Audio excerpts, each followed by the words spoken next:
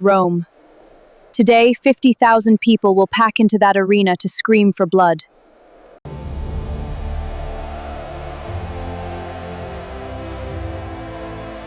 They advertise it on the walls, like a show, because that's exactly what it is.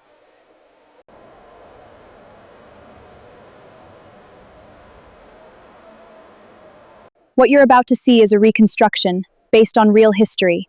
The last day one man fights for his freedom. Forget everything the movies told you. Not every fight ends in death. The best gladiators were superstars, adored, rich. Some women even wore their sweat as perfume. But most of them were slaves.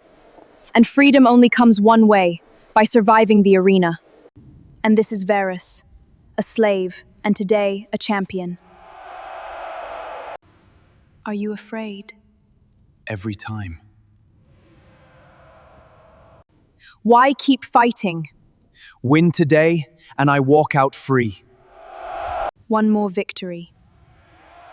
That's all that stands between him and his freedom. They train for years, with wooden swords, against each other.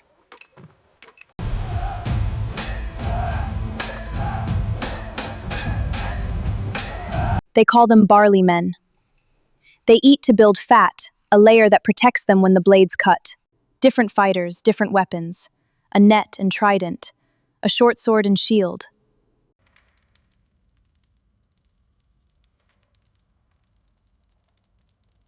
They even swear an oath, to be burned, chained, and killed by the sword, if they fail. And then it's time. The tunnel, the roar getting louder with every step.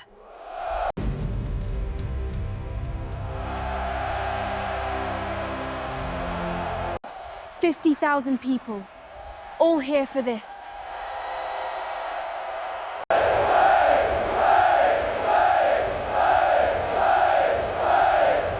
Up there, the emperor himself. Today, he decides who lives.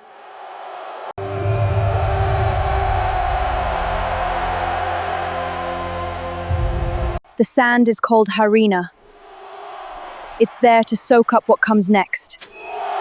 Two men who train together. Now only one walks away.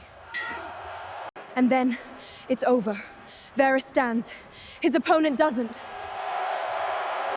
Now his opponent's life is in the crowd's hands. Thumbs turn. 50,000 voices decide a man's fate in seconds. And everyone looks to the emperor. For Verus today, the reward is real. A wooden sword, the rudis. It means one thing, he's free.